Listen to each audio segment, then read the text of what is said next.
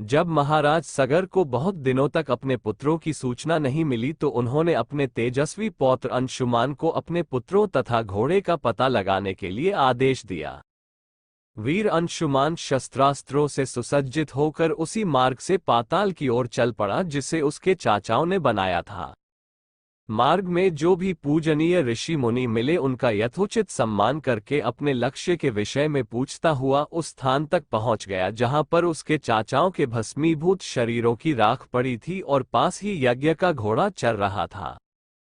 अपने चाचाओं के भस्मीभूत शरीरों को देखकर उसे बहुत दुख हुआ। उसने उनका तर्पण करने के लिए जलाशय की खोज की किंतु उसे कहीं जलाशय दिखाई नहीं पड़ा। तभी उसकी दृष्टि अपने चाचाओं के मामा गरुड़ पर पड़ी। उन्हें सादर प्रणाम करके अंशुमान ने पूछा कि बाबा जी, मैं इनका तर्पण करना चाहता हूँ। पास में यदि कोई सरोवर हो तो कृपा करके उसका पता बताइए। यदि आप इनकी मृत्यु के विषय में कुछ जानते हैं तो वह भी मुझे बताने की कृपा करें। गरुड़ जी ने बताया कि किस प्रकार उसके चाचाओं ने कपिल मुनि के साथ उद्दंड व्यवहार किया था जिसके कारण कपिल मुनि ने उन सबको भस्म कर दिया।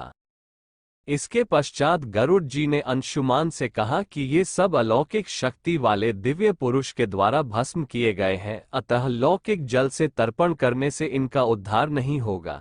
केवल हिमालय की ज्येष्ठ पुत्री गंगा के जल से ही तर्पण करने पर इनका उद्धार संभव है। अब तुम घोड़े को लेकर वापस चले जाओ जिससे कि तुम्हारे पितामह का यज्ञ पूर्ण हो सके।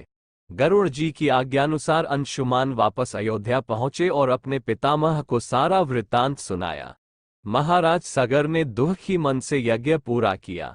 वे अपने पुत्रों के उद्धार करने के लिए गंगा को पृथ्वी पर लाना चाहते थे पर ऐसा करने के लिए उन्हें कोई भी युक्ति न सूझी।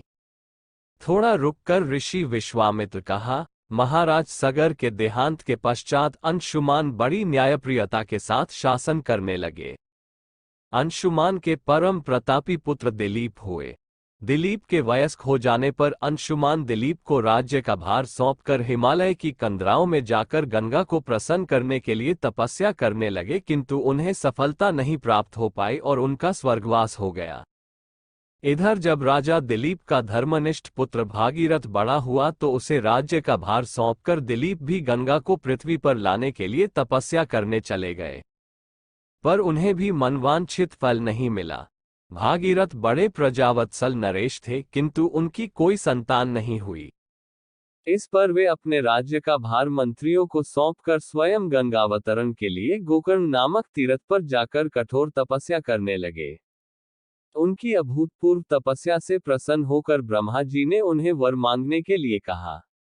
भागीरथ ने ब्रह्मा जी से कहा कि हे प्रभु, यदि आप मुझ पर प्रसन्न हैं तो मुझे यह वर दीजिए कि सगर के पुत्रों को मेरे प्रयत्नों से गंगा का जल प्राप्त हो जिससे कि उनका उद्धार हो सके।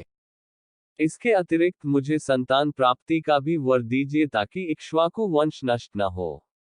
ब्रह्मा जी ने कहा कि संतान का तेरा मनोरथ शीघ्र ही पूर्ण होगा, किंतु तुम्हारे मांगे गए प्रथम वरदान को देने में कठिनाई यह है कि जब गंगा जी वेग के साथ पृथ्वी पर अवतरित होंगी तो उनके वेग को पृथ्वी संभाल नहीं सकेगी। गंगा जी के वेग को संभालने की क्षमता महादेव जी के अतिरिक्त किसी में भी नहीं है। इसके लिए तुम्हें महादेव जी को प्रसन्न करना होगा। इतना कहकर ब्रह्मा जी अपने लोक को चले गए। भागीरथ ने साहस नहीं छोड़ा। वे 1 वर्ष तक पैर के अंगूठे के सहारे खड़े होकर महादेव जी की तपस्या करते रहे। केवल वायु के अतिरिक्त उन्होंने किसी अन्य वस्तु का भक्षण नहीं किया। अंत में इस महान भक्ति से प्रसन्न होकर महादेव जी ने भागीरथ को दर्शन देकर कहा कि हे भक्त श्रेष्ठ, हम तेरी मनोकामना पूरी करने के लिए गंगा जी को अपने मस्तक पर धारण करेंगे।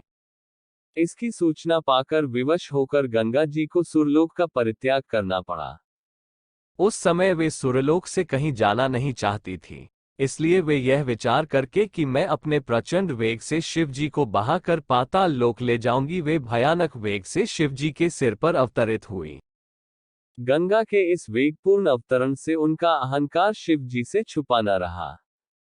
महादेव जी ने गंगा की वेगवती धाराओं को अपने जटाजूट में उलझा लिया। गंगा जी अपने समस्त प्रयत्नों के बाद भी महादेव जी के जटाओं से बाहर न निकल सकी। गंगा जी को इस प्रकार शिव जी की जटाओं में विलीन होते देख भागीरथ ने फिर शंकर जी की तपस्या की। भागीरथ के इस तपस्या से प्रसन्न होकर भगवान शंकर ने गंगा जी को हिमालय पर्वत पर स्थित बिंदुसर में छोड़ा। छूटते ही गंगा जी 7 धाराओं में बट गईं।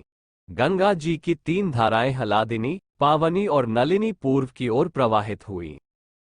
सुचक्षु, सीता और सिंधु नाम की 3 धाराएं पश्चिम की ओर बहीं और 7वीं धारा महाराज भागीरथ के पीछे पीछे चली। जिधर जिधर भागीरथ जाते थे उधर उधर ही गंगा जी जाती थी। स्थान स्थान पर देव, यक्ष, किन्नर, ऋषि मुनि आदि उनके स्वागत के लिए एकत्रित हो रहे थे। जो भी उस जल का स्पर्श करता था भव बाधाओं से मुक्त हो जाता था। चलते चलते गंगा जी उस स्थान पर पहुंची जहां ऋषि जहनु यज्ञ कर रहे थे।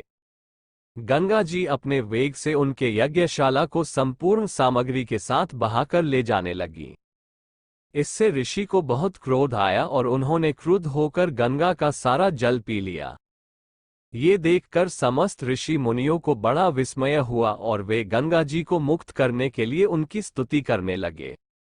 उनकी स्तुति से प्रसन्न होकर जहनु ऋषि ने गंगा जी को अपने कानों से निकाल दिया और उन्हें अपनी पुत्री के रूप में स्वीकार कर लिया। तब से गंगा जाह्नवी कहलाने लगी। इसके पश्चात वे भागीरथ के पीछे चलते चलते समुद्र तक पहुंच गईं और वहां से सगर के पुत्रों का उद्धार करने के लिए रसातल में चली गईं। उनके जल के स्पर्श से भस्मीभूत हुए सगर के पुत्र निष्पाप होकर स्वर्ग गए। उस दिन से गंगा के 3 नाम हुए, त्रिपदगा, जाह्नवी और भागीरथी।